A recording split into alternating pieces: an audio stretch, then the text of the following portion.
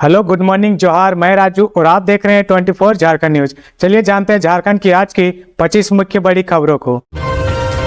JSSC स्नातक परीक्षा की नई नियमावली। जनरल के लिए 40वां, ST/SC के लिए 32% कट ऑफ मार्क्स तय। राज्य सरकार ने झारखंड कर्मचारी चयन आयोग परीक्षा के लिए नई नियमावली तय कर दिया है। मंगलवार को कैबिनेट की बैठक में इसे मंजूरी दी गई। नियमावली का नाम स्नातक स्तर तकनीकी या विशिष्ट योग्यता वाले पद संचालन नियमावली 2025 होगा। नई नियमावली के तहत परीक्षा 2 चरणों में ली जाएगी, जिसमें प्रारंभिक और मुख्य परीक्षा शामिल है। नियमावली में एक शर्त यह भी है कि अगर 50,000 से कम आवेदन आए तो प्रारंभिक परीक्षा नहीं होगी। नई नियमावली में अभ्यर्थी के लिए कट ऑफ मार्क्स व सिलेबस भी तय कर दिए गए।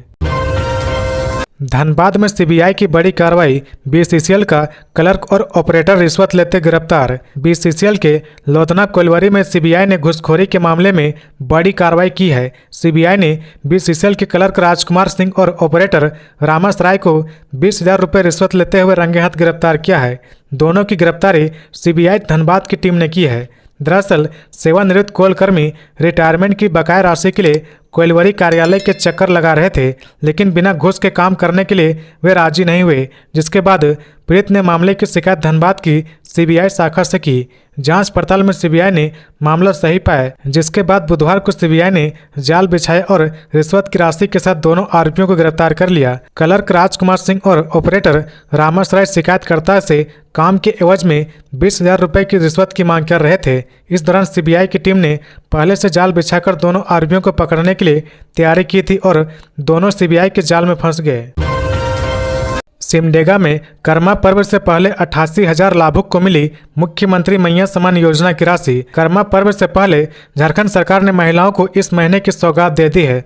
दरअसल मुख्यमंत्री मैया सम्मान योजना के अंतर्गत सिमडेगा जिला में लाभुक को कर्मा पर्व के पूर्व अगस्त महीने की 2,500 रुपये की समान राशि उनके खाते में हस्तांतरित कर दी है।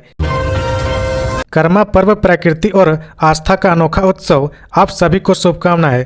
झारखंड की संस्कृति और धार्मिक परंपराओं में कर्मा पर्व का एक विशेष स्थान है। यह पर्व सिर्फ एक त्यौहार नहीं, बल्कि प्रकृति से जुड़ाव, भाई बहन के रिश्ते की गहराई और सामाजिक एकता का प्रतीक है। वर्षों से आदिवासी समुदाय इस पर्व को अपनी संस्कृति की आत्मा मानते हुए पूरे उत्साह और श्रद्धा से मनाते आ रहे हैं। इस बार भी राज्य भर में, खासकर राजधानी रांची में कर्मा पर्व को लेकर जबरदस्त उल्लास देखा जा रहा है। भाद्रपद माह के शुक्ल पक्ष की एकादशी को मनाया जाने वाला यह पर्व प्रकृति, आस्था और रीति रिवाजों का अद्भुत संगम है। कर्म देवता, जिन्हें धरती की उपज और समृद्धि का रक्षक माना जाता है, की पूजा इस दिन विशेष रूप से की जाती है। पुरुष और महिलाएं कर्म पेड़ की डाल की पूजा करते और अपने परिवार की खुशहाली और भाइयों की लंबी उम्र की कामना करते हैं। हजारीबाग में सुरक्षा की तैयारी। पुलिस ने दंगा नियंत्रण करने के लिए किया मॉक ड्रिल। ईद मिलाद उन नबी पर्व को सौहार्दपूर्ण और शांतिपूर्ण वातावरण में संपन्न कराने के उद्देश्य से हजारीबाग झंडा चौक और पुलिस बल द्वारा मॉक ड्रिल का आयोजन किया गया। इस अभ्यास में कई पुलिसकर्मी और फोर्स के जवान शामिल हुए। मॉक ड्रिल का नेतृत्व हजारीबाग एएसपी अमित कुमार और प्रशिक्षु IAS आनंद शर्मा ने किया। मॉक ड्रिल में दंगा एवं भीड़ नियंत्रण और अफवाहों से उत्पन्न परिस्थिति के नियंत्रण की रणनीति पर अभ्यास किया गया। पुलिस बल को आंसू गैस के गोले, दंगाइयों की पहचान के लिए रंगीन पानी का छिड़काव और तेज प्रतिक्रिया दल की तैनाती की जानकारी दी गई। यह अभ्यास किसी भी आपात स्थिति से निपटने के लिए पुलिस बल की तत्परता को दर्शाता है। मॉक ड्रिल के दौरान दंगा फसाद की काल्पनिक स्थिति पैदा की गई। इस दौरान पुलिस ने नकली उपद्रवियों पर लाठी बरसाई और आंसू गैस के गोले छोड़े। उपद्रवी की भूमिका में भी पुलिसकर्मी ही थे और इसे नियंत्रित करने वाले भी पुलिसकर्मी ही। उपद्रवी तत्वों से निपटने, पत्थरबाजी से लेकर आंसू गैस छोड़ने, हवाई फायरिंग, पानी की बौछार करने, लाठीचार्ज से लेकर रबड़ की गोली चलाने के तरीके आजमाए गए। पुलिस को भीड़ में गिरफ्तार करने की कार्रवाई के तरीके की जानकारी दी गई। जवानों को बताया गया कि किसी घायल को कैसे तुरंत अस्पताल पहुंचाया जाए, एम्बुलेंस को भीड़ से कैसे निकालना है, इसकी भी जानकारी दी गई। जिला प्रशासन ने बताया कि मॉक ड्रिल के माध्यम से लोगों को यह संदेश देने की कोशिश की गई कि भीड़ पर कभी भी पुलिस प्रशासन सीधे कार्रवाई नहीं करती है, इसलिए कहीं भी यदि धरना प्रदर्शन लोग करते हैं और विधि व्यवस्था को भंग करते हैं तो भीड़ को हटाने की पहले हर संभव कोशिश की जाती है। इस दौरान प्रशासन उग्र होती भीड़ पर दंडात्मक कार्रवाई भी कर सकता है। धनबाद में अब बिना हेलमेट वालों को नहीं मिलेगा पेट्रोल। धनबाद शहर में बढ़ती सड़क दुर्घटनाओं पर रोक लगाने और लोगों को यातायात नियमों के प्रति जागरूक करने के लिए जिला प्रशासन ने बड़ा कदम उठाया है। अब जिले में नो हेलमेट नो पेट्रोल नियम को सख्ती से लागू किया जाएगा। इसके तहत पेट्रोल पंप संचालकों को निर्देश दिया गया कि बिना हेलमेट के आए बाइक चालकों को किसी भी परिस्थिति में पेट्रोल नहीं दे। ट्रैफिक डीएसपी अरविंद कुमार ने बताया कि इस मुद्दे पर जिले के सभी पेट्रोल पंप संचालकों के साथ बैठक हुई, जल्द ही उन्हें नोटिस भेजा जाएगा। उन्होंने कहा कि नियम तोड़ने वालों पर कड़ी कार्रवाई की जाएगी। गौरतलब है कि इससे पहले नगर निगम ने भी यह योजना शुरू की थी, लेकिन तकनीकी कारणों से इसे पूरी तरह से सफल नहीं बनाया जा सका। इस बार प्रशासन ने पूरी तैयारी के साथ इस व्यवस्था को लागू करने का निर्णय लिया है। प्रशासन का मानना है कि इस कदम से लोगों को हेलमेट पहनने की आदत पड़ेगी और सड़क दुर्घटनाओं में कमी आएगी। जमशेदपुर में सोनारी के ज्वेलरी शॉप में दिन दहाड़े लूट, अपराधियों ने की फायरिंग। जमशेदपुर जिले के सोनारी थाना क्षेत्र में दिन दहाड़े लूट की बड़ी वारदात को अंजाम दिया गया। यहां डिस्पेंसरी रोड पर स्थित वर्धमान ज्वेलर्स में हथियारबंद अपराधी लाखों रुपए के आभूषण लूट कर फरार हो गए। घटना के समय दुकान में कर्मचारी मौजूद थे। जानकारी के मुताबिक 5 हथियारबंद अपराधी ज्वेलरी शॉप में घुसे और वहां मौजूद कर्मियों को पिस्टल दिखाकर धमकाया। अपराधियों ने उनकी कनपट्टी पर पिस्टल रखकर दहशत फैलाई। लूट के दौरान अपराधियों ने 3 राउंड फायरिंग भी की, जिससे इलाके में हड़कंप मच गया। लूट को अंजाम देने के बाद सभी अपराधी मौके से फरार हो गए। इधर घटना की सूचना मिलते ही सोनारी पुलिस मौके पर पहुंची और जांच शुरू कर दी। पुलिस फिलहाल सीसीटीवी फुटेज खंगाल रही और अपराधियों की तलाश में जुटी है। इस घटना से क्षेत्र के व्यापारियों और आम लोगों में डर का माहौल है। बता दें कि झारखंड में अपराधियों का हौसला प्रतिदिन बुलंद होता जा रहा। आए दिन अपराधी लूट, हत्या सहित अन्य आपराधिक गतिविधियों को अंजाम दे रहे। 2 दिन पहले ही हजारीबाग के एक ज्वेलरी शॉप में चोरी हुई थी। चोर योजनाबद्ध तरीके से ज्योति ज्वेलर्स में घुसे और करीब 20 लाख रुपए के गहने और नकदी चुरा ली। चोरों ने सबसे पहले दुकान के शटर और ग्रिल पर लगे ताले को तोड़ा। इसके बाद दुकान में रखे हाई सिक्योरिटी लॉकर को तोड़ा और उसमें रखे सोने चांदी के सभी गहने और नकदी चुरा लिए। लातेहार में सड़क दुर्घटना में मजदूर की मौत, महिला घायल। लातेहार जिले में बुधवार को सड़क दुर्घटना में एक मजदूर की मौत हो गई, जबकि एक महिला गंभीर रूप से घायल हो गई। यह हादसा रांची मेदिनीनगर राष्ट्रीय में उच्चक पथ पर कीना मार्ग के पास हुआ। नगर पंचायत का कचरा उठाने वाला ट्रैक्टर रांची की ओर से आ रहे ट्रक के चेचिस के बीच टक्कर हो गई। दुर्घटना में ट्रैक्टर पर सवार 25 वर्षीय मजदूर विनोद उरांव की मौत घटनास्थल पर हो गई, जबकि 35 वर्षीय रश्मि कुमारी गंभीर रूप से घायल हो गई। उसका एक पैर और हाथ टूट गया है। रश्मि कुमारी पिंटू भूया की पत्नी है। उसे सदर अस्पताल में भर्ती कराया गया। डॉक्टरों ने बेहतर इलाज के लिए उसे रिम्स रेफर कर दिया। घटना की सूचना मिलने पर थाना प्रभारी सुरेंद्र कुमार महतो दल बल के साथ मौके पर पहुंचे। पुलिस ने शव को कब्जे में लेकर पोस्टमार्टम के लिए सदर अस्पताल भेज दिया। पलामू में नए शराब दुकानों का विरोध, ग्रामीणों और शहरवासियों ने शुरू किया हंगामा। पलामू जिले में नए शराब दुकानों की शुरुआत से पहले ही विरोध तेज हो गया। खासकर हरिहरगंज प्रखंड के पथरा गांव और शहर के बेलवाटिका चौक पर स्थानीय लोगों ने प्रस्तावित दुकानों का कड़ा विरोध जताया। ग्रामीणों का कहना है कि इससे सामाजिक ताने बाने पर बुरा असर पड़ेगा और युवाओं का भविष्य खतरे में पड़ जाएगा। हरिहरगंज प्रखंड के पथरा गांव के लोगों ने ग्राम सभा कर मुख्यमंत्री हेमंत सोरेन को पत्र लिखकर गांव में शराब दुकान न खोलने की अपील की है। ग्रामीणों का कहना है कि पथरा 3 ओर से बिहार के औरंगाबाद जिले से घिरा है, जहां पहले से ही शराब की अवैध बिक्री एक गंभीर समस्या है। ऐसे में यहां शराब दुकान खुलने से स्थिति और बिगड़ सकती है। शहर के बेलवाटिका चौक पर भी लोग दुकान खुलने से नाराज है। यहां बुधवार से कंपोजिट शराब दुकान शुरू होनी थी, लेकिन स्थानीय लोगों ने पहले ही विरोध प्रदर्शन शुरू कर दिया।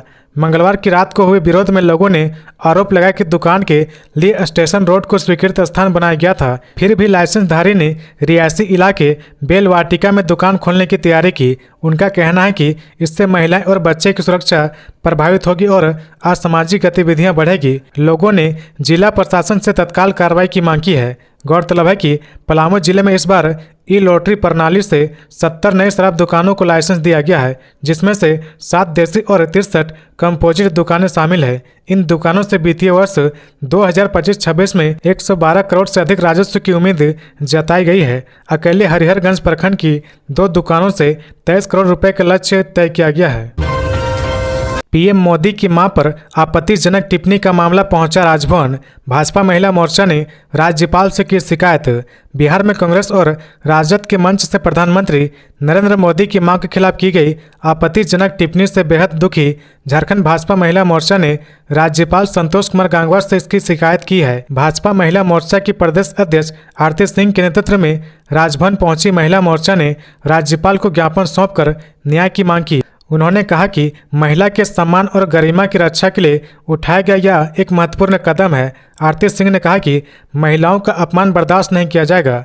भाजपा महिला मोर्चा द्वारा राज्यपाल को सौंपे गए ज्ञापन में 1 सितंबर 2025 को रांची में आयोजित भाजपा महिला मोर्चा की शांतिपूर्ण रैली पर पुरुष पुलिस कर्मियों द्वारा की गई कार्रवाई का उल्लेख है। ज्ञापन में कहा गया कि यह रैली प्रधानमंत्री और उनकी मां पर की गई अभद्र टिप्पणी के विरोध में निकाली गई थी, जब महिला मोर्चा की कार्यकर्ता लोकतांत्रिक तरीके से कांग्रेस भवन रांची का घेराव करने जा रही थी तो पुलिस प्रशासन ने बल प्रयोग किया। ज्ञापन में उल्लेख किया गया कि महिला कार्यकर्ताओं के साथ पुरुष पुलिसकर्मियों द्वारा धक्का मुक्की और लाठीचार्ज किया गया, जिससे कई महिला कार्यकर्ता गंभीर रूप से घायल हो गए।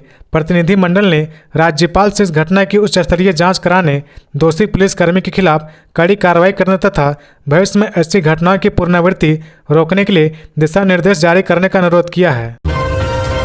सूर्या हांसदा केस मामले में आयोग ने डीसी एसपी से मांगी 4 हफ्ते में रिपोर्ट। सूर्या हांसदा केस में राष्ट्रीय मानव अधिकार आयोग ने सख्ती दिखाई है। आजसू का प्रयास रंग लाया है। आजसू के केंद्रीय महासचिव संजय मेहता द्वारा दर्ज कराए गए आवेदन पर आयोग ने संज्ञान लिया और गोड्डा के डीसी और एसपी से 4 सप्ताह के भीतर रिपोर्ट मांगी है। आयोग की गंभीरता से पीड़ित परिवार को न्याय की आस जागी है। राष्ट्रीय मानव अधिकार आयोग ने प्रियांक कानूनगो को माननीय सदस्य की अध्यक्षता में मानव अधिकार संरक्षण अधिनियम 1993 की धारा 12 के तहत इस मामले पर कार्रवाई की है। आयोग ने शिकायत में लगाए गए आरोपों को प्रथम दृष्टया मानव अधिकारों का गंभीर उल्लंघन माना और निर्देश जारी किया। आजसू की ओर से संजय मेहता ने 20 अगस्त को आयोग में मामला दर्ज कराया था। 27 अगस्त को आवेदन पर केस दर्ज हुआ। 29 अगस्त को आयोग ने विशेष जांच दल गठित करने का निर्देश NHRC महानिदेशक जांच को दिया। इसके बाद 2 सितंबर को आयोग ने गोड्डा के डीएम को और एसपी को नोटिस जारी कर 4 सप्ताह में कार्रवाई रिपोर्ट मांगी। साथ ही गोड्डा पुलिस से पूछा गया कि मुठभेड़ की जानकारी समय पर आयोग को क्यों नहीं दी गई। संजय मेहता ने कहा कि यह लड़ाई सच और न्याय की है। आयोग की सख्ती से भरोसा जागा है। उन्होंने कहा कि आदिवासी मूलवासी पर गोली चलाना पुलिसिया बर्बरता का परिचायक है और अब इस मामले में न्याय मिलना जरूरी है। मिट्टी की दीवार गिरने से अधेड़ की मौत। कर्मा पर्व से पहले गांव में पसरा मातम। गुमला के भरनो थाना क्षेत्र अंतर्गत महुगांव टांगरा टोली गांव में बीते रात को खाना खाने के दौरान मिट्टी का दीवार गिरने से 45 वर्षीय लीचा उरांव की मलबे में दबकर दर्दनाक मौत हो गई। वह बीते देर शाम को भरनो से कर्मा पूर्व संध्या कार्यक्रम में शामिल होकर वापस घर लौट रहा था और रात के लगभग 10 बजे घर के अंदर बैठकर खाना खा रहा था। इसी दौरान अचानक मिट्टी का दीवार उसके ऊपर गिर गया और उसमें दबकर उसकी मौत हो गई। इधर बुधवार की सुबह घटना की सूचना मिलने पर भरनो थाना की पुलिस दल बल के साथ घटनास्थल पर पहुंची और शव को अपने कब्जे में लेकर पोस्टमार्टम कराने के लिए सदर अस्पताल गुमला भेज दिया। घटनास्थल पर पंचायत के मुखिया सुकेश उरांव भी पहुंचे और घटना के बारे में जानकारी हासिल की। कर्म पर्व पर महिलाओं को मिला तोहफा। मैया सम्मान योजना से 3,78,000 महिलाओं के खाते में भेजे गए 94 करोड़ 66 लाख रुपए। कर्मा पर्व के मौके पर राज्य सरकार ने महिलाओं को बड़ा तोहफा दिया है। मुख्यमंत्री मैया सम्मान योजना के तहत रांची जिले की 3,78,641 महिलाओं को अगस्त महीने की सम्मान राशि दी गई। इसके तहत लाभुक महिलाएं के बैंक खाते में 94 करोड़ 66,02,500 रुपये का आधार आधारित भुगतान किया गया। जिले के अलग अलग प्रखंडों और शहरी इलाकों में महिलाओं को इस योजना का लाभ मिला। झारखंड में विस्थापन आयोग के गठन का रास्ता साफ। नियमावली मंजूर, किसको मिलेगा मदद, क्रेडिट लेने की मची होड़। विधानसभा में पूछे गए एक सवाल के जवाब में यह बात सामने आई कि राज्य में 1,57,000 परिवार आज भी विस्थापन का दंश झेल रहे। राज्य बनने के 25 साल बाद हेमंत सरकार ने झारखंड विस्थापन आयोग के गठन का फैसला लिया है। हेमंत कैबिनेट ने राज्य विस्थापन एवं पुनर्वास आयोग नियमावली 2025 पर मोहर लगा दी है। अब अध्यक्ष और सदस्यों के मनोनयन चयन के बाद आयोग का कामकाज शुरू हो जाएगा, लेकिन इससे पहले ही आयोग के गठन को लेकर क्रेडिट लेने की होड़ मच गई है। जयराम कुमार महतो दावा कर रहे हैं कि उनकी पहल पर आयोग का गठन हुआ है, लेकिन सबसे बड़ा सवाल है कि आयोग के गठन से विस्थापितों को किस तरह का लाभ मिलेगा। राज्य विस्थापन एवं पुनर्वास आयोग नियमावली 2025 के जरिए सरकार ने स्पष्ट कर दिया कि विस्थापन के मामले में आयोग सर्वोपरि की भूमिका में नहीं रहेगा। आयोग के सुझाव राज्य सरकार पर बाध्यकारी नहीं होंगे। आयोग पर राजस्व, निबंधन एवं भूमि सुधार विभाग का प्रशासनिक नियंत्रण होगा। इसके अलावा आयोग के अध्यक्ष और सदस्य भारतीय न्याय संहिता की धारा 228 में परिभाषित लोक सेवक समझे जाएंगे। झारखंड राज्य पुलिस ट्रेड संवर्ग की सीमित विभागीय परीक्षा 24 सितंबर को। झारखंड राज्य पुलिस में एक महत्वपूर्ण बदलाव के तहत पुलिस ट्रेड संवर्ग की सीमित विभागीय परीक्षा 24 सितंबर को आयोजित की जाएगी, जो रांची के खेलगांव स्थित टाना भगत स्टेडियम में होगी। यह परीक्षा उन चतुर्थ श्रेणी के जवानों के लिए है जो पुलिस में सिपाही के पद पर पदोन्नति पाना चाहते हैं। इस संबंध में जेएफ डीआईजी ने सभी जिला एसपी और कमांडेंट को पत्र लिखकर सूचित किया है। 50 अंकों की होगी परीक्षा। लिखित परीक्षा 40 अंक की होगी, जो सुबह 10 बजे से दोपहर 12:30 बजे तक चलेगी। मौखिक या व्यवहारिक ज्ञान परीक्षा 10 अंक की होगी। यह लिखित परीक्षा के ठीक बाद ली जाएगी। झारखंड में पहली बार इस तरह की सीमित विभागीय परीक्षा हो रही, ऐसे में उम्मीदवारों को तैयारी करने में कठिनाई हो सकती है। इसको देखते हुए समिति ने हर पुलिस ट्रेड के लिए व्यवहारिक ज्ञान पर आधारित एक क्वेश्चन बैंक तैयार किया है, ताकि उम्मीदवारों को परीक्षा में पूछे जाने वाले प्रश्नों के प्रकार को समझने में मदद मिल सके। इस नई व्यवस्था के तहत झारखंड पुलिस में सिपाही ग्रुप के 50% पदों पर चतुर्थ श्रेणी के ट्रेड जवानों को सीमित परीक्षा के माध्यम से पदोन्नति दी जाएगी। शेष 50% पदों पर पदोन्नति उम्र और कार्य अनुभव के आधार पर होगी। यह नई नियमावली, जिसे झारखंड सरकार के गृह, कारा एवं आपदा प्रबंधन विभाग ने 16 मई को जारी किया था, इन जवानों के लिए एक बड़ा अवसर लेकर आई है। इस बदलाव से अब उन्हें सिपाही से हवलदार के पद पर भी पदोन्नति मिल सकेगी। झारखंड में खुलेगी एक साथ कई अकादमी, कला एवं संस्कृति को बढ़ावा देगी हेमंत सरकार। झारखंड में कला संस्कृति को बढ़ावा देने के लिए हेमंत सरकार ने एक साथ कई अकादमी खोलने का निर्णय लिया है। कैबिनेट में लिए गए निर्णय से जहां साहित्य जगत में खुशी की लहर है, तो वहीं कला क्षेत्र से जुड़े कलाकारों ने सरकार के इस फैसले की सराहना की है। नागपुरी साहित्यकार उमेश नंद तिवारी कहते हैं कि देर आए दुरुस्त आए, सरकार के इस फैसले से क्षेत्रीय भाषाओं का संवर्धन होगा। अंतर्राष्ट्रीय मैथिली परिषद के प्रदेश अध्यक्ष अमरनाथ झा ने कहा कि राज्य में साहित्य अकादमी खोलने के लिए लंबे समय से मांग की जा रही थी, जिसे सरकार ने पूरा किया है, मगर आवश्यकता यह है कि इसकी शुरुआत भी जल्द से जल्द हो और जो भी मान्यता प्राप्त राज्य की क्षेत्रीय भाषाएं हैं, उसका प्रतिनिधित्व उसमें शामिल होना चाहिए। राज्य सरकार ने सभी अकादमी में अध्यक्ष, सचिव और सदस्यों का कार्यकाल और अर्हता का मापदंड तय कर दिया है। इसके तहत अध्यक्ष का कार्यकाल 3 साल का होगा। अकादमी में सचिव राज्य सरकार के उप सचिव स्तर के अधिकारी होंगे। इसके अलावा सदस्य का मनोनयन सरकार द्वारा किया जाएगा। जानकारी के मुताबिक अध्यक्ष पद के लिए संबंधित क्षेत्र में अनुभव रखने वाले लोगों को प्राथमिकता दी जाएगी। जहरीला भोजन करने से बाप बेटे की मौत, 5 लोग गंभीर रूप से बीमार। बोकारो जिले के चार्स प्रखंड अंतर्गत मानगो पंचायत के करमागोड़ा गांव से एक दर्दनाक घटना सामने आई है, जहां एक ही परिवार के सभी सदस्य जहरीला भोजन की चपेट में आ गए। जहरीला भोजन खाने से सबसे पहले 22 वर्षीय नरेश मांझी की सोमवार की सुबह लगभग 4 बजे घर पर ही मौत हो गई। इसके बाद मंगलवार की सुबह करीब 5 बजे इलाज के दौरान उनके पिता 55 वर्षीय लोबिन मांझी की भी सदर अस्पताल में मृत्यु हो गई। परिवार के अन्य 5 सदस्य बड़े पुत्र 35 वर्षीय वकील मांझी, बहू सोमली देवी, बेटी सोहगी कुमारी, पोता अरुण मुर्मू और लोबिन मांझी की पत्नी भी गंभीर रूप से बीमार है और फिलहाल बोकारो सदर अस्पताल में भर्ती है। घटना की सूचना मिलते ही जिला प्रशासन हरकत में आया और सिविल सर्जन के निर्देश पर ग्राम स्तरीय मेडिकल टीम को तत्काल जांच के लिए गांव भेजा गया। बाद में जिला स्तरीय मेडिकल टीम भी करमागोड़ा पहुंची और पूरे मामले की जांच शुरू कर दी। हालांकि अब तक यह स्पष्ट नहीं हो पाया कि भोजन में जहर कैसे मिला। पूर्व मुखिया मंतोष सोरेन और वर्तमान मुखिया परमीला देवी ने बताया कि रविवार की शाम परिवार के सभी सदस्यों ने एक साथ भोजन किया था। रात में सबसे पहले नरेश मांझी को पेट दर्द और उल्टी की शिकायत हुई। स्थानीय स्तर पर दवा देने के बाद भी हालत बिगड़ती गई और देर रात उनकी मृत्यु हो गई। झारखंड पुलिस एसोसिएशन का डीजीपी को पत्र, पूर्व मंत्री के.एन. त्रिपाठी पर कार्रवाई की मांग। बॉडीगार्ड के साथ मारपीट करने का आरोप लगने के बाद पूर्व मंत्री के.एन. त्रिपाठी पर कानूनी कार्रवाई की मांग की गई है। इसको लेकर झारखंड पुलिस एसोसिएशन के अध्यक्ष कर्ण सिंह ने डीजीपी को पत्र लिखा है। पत्र में कहा गया कि पूर्व मंत्री कृष्णानंद त्रिपाठी के साथ प्रतिनियुक्त बॉडीगार्ड आरक्षी 632 रविंद्र रखियासन और आरक्षी 592 गोपाल सिंह लातेहार में सड़क पर जाम लगने पर अपने कर्तव्य का निर्वहन करते हुए आम लोगों को हटा रहे थे। तभी के.एन. त्रिपाठी जाति सूचक गाली का प्रयोग कर अपने दोनों बॉडीगार्ड के साथ मारपीट करने लगे। पूर्व मंत्री इतना करने के बाद भी नहीं रुके। उन्होंने अपने बॉडीगार्ड को हथियार सहित वर्दी में ही बीच सड़क पर छोड़ दिया और वहां से चले गए। रांची में एचईसी परिसर से अवैध निर्माण हटाने का आदेश।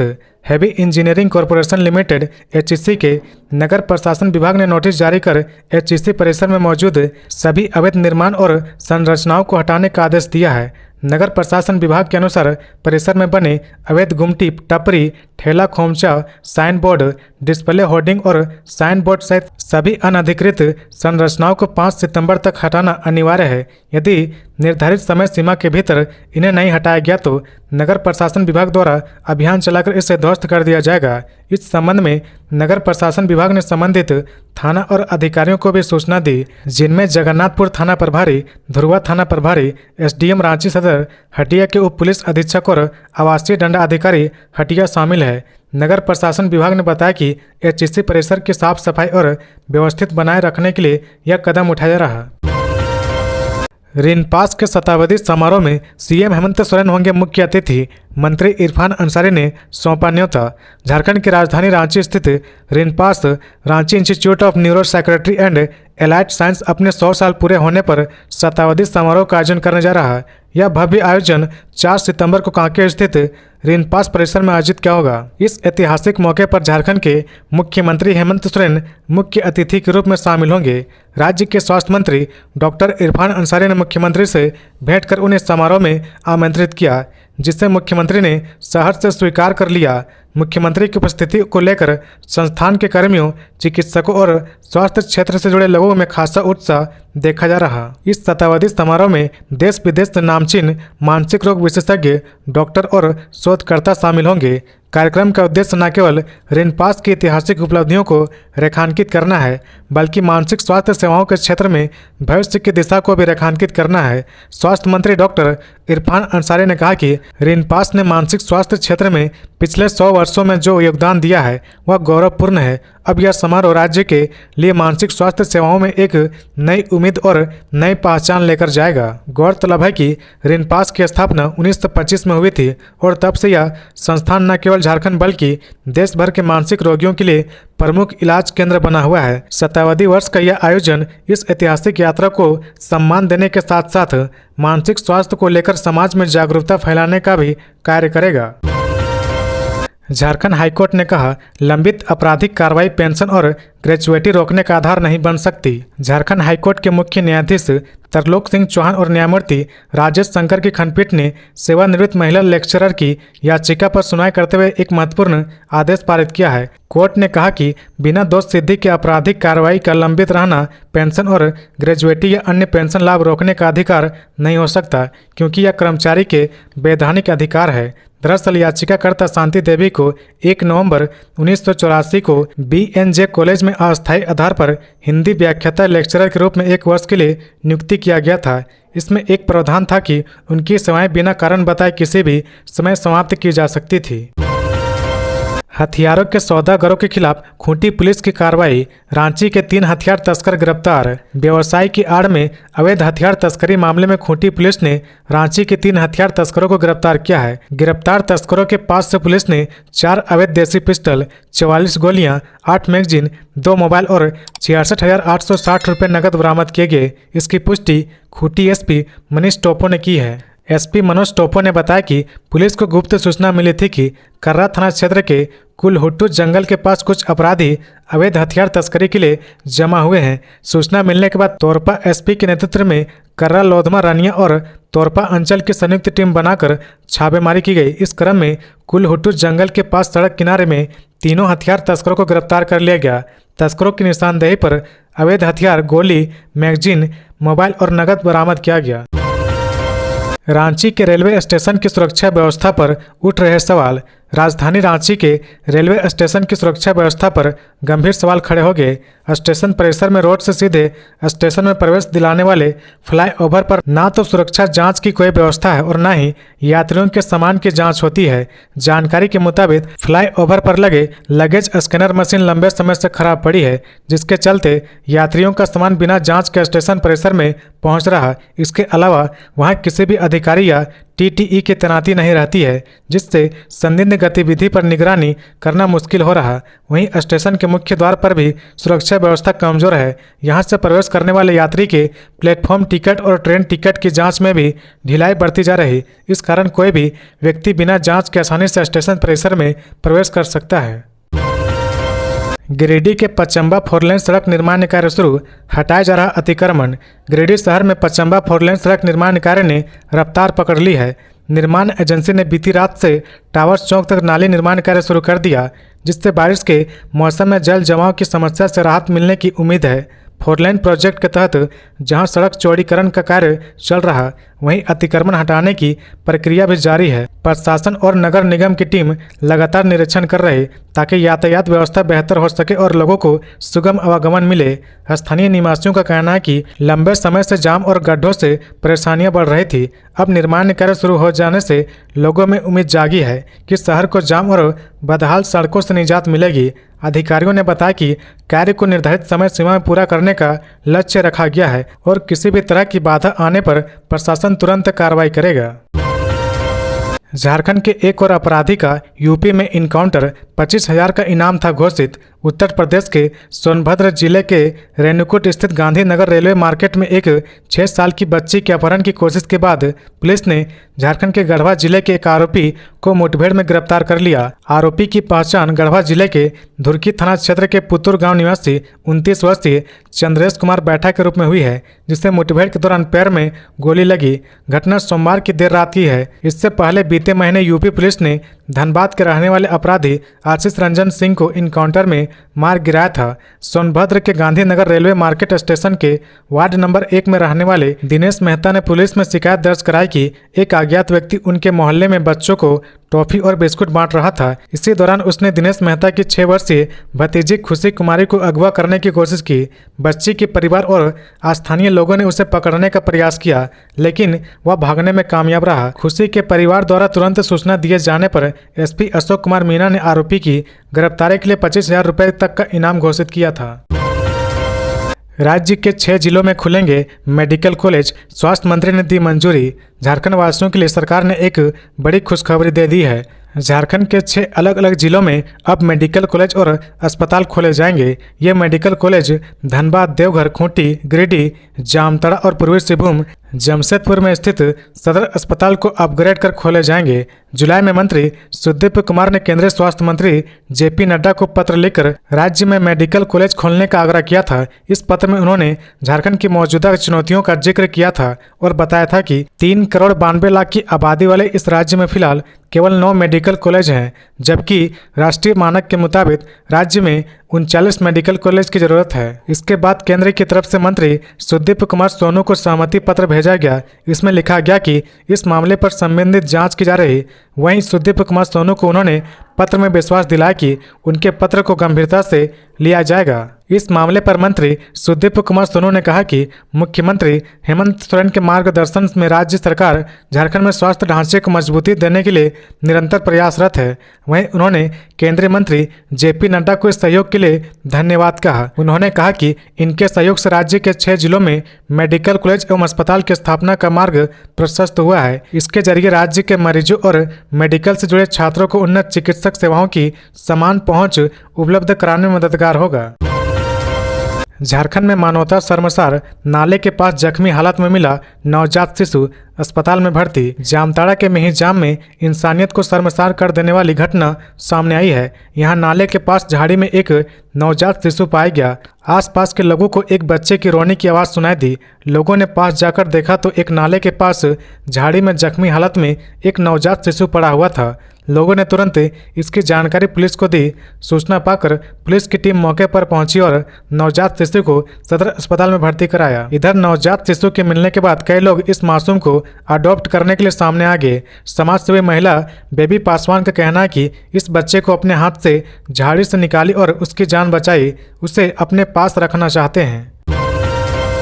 एक्शन मोड में सरायकेला पुलिस छापेमारी में 16 आरोपी गिरफ्तार। सरायकेला जिले में अपराध पर नकल कसने के लिए पुलिस ने एक बार फिर सख्त रवैया अपनाया है। पुलिस अधीक्षक सरायकेला खरसावां के नेतृत्व में जिले भर में विशेष अभियान चलाया गया। इस अभियान के तहत विभिन्न थाना क्षेत्रों में छापेमारी कर कुल 16 वांछित अभियुक्तों वारंटियों को गिरफ्तार किया गया। अभियान का उद्देश्य विभिन्न कांडों में वांछित अपराधियों की गिरफ्तारी, अस्थायी वारंटियों की तलाश और आरोप पत्रित अपराधियों का सत्यापन करना था। छापेमारी अभियान में अनुमंडल पुलिस पदाधिकारी सरायकेला, चांडिल सहित सभी थाना प्रभारियों के नेतृत्व में अलग अलग टीमें गठित की गई थी। इस दौरान NDPS एक्ट, आर्म्स एक्ट, हत्या, उत्पाद अधिनियम, संपत्ति मूलक अपराध और नक्सल गतिविधियों से जुड़े मामले में आरोपियों का भौतिक सत्यापन भी किया गया। कई मामले में आरोपियों को मौके से गिरफ्तार किया गया, जबकि कुछ के खिलाफ पहले से ही वारंट जारी था। तो ये थी आज की झारखंड की टॉप बड़ी खबरें। इसी तरह झारखंड की हर छोटी सी बड़ी खबर देखने के लिए आप हमारे चैनल 24 झारखंड न्यूज को सब्सक्राइब करके बेल आइकन प्रेस कर ले, जिससे झारखंड की हर छोटी सी बड़ी खबर की अपडेट आप तक पहुंचता रहे। तो आज के लिए बस इतना ही। हमें दीजिए इजाजत, फिर मिलते हैं नेक्स्ट न्यूज में।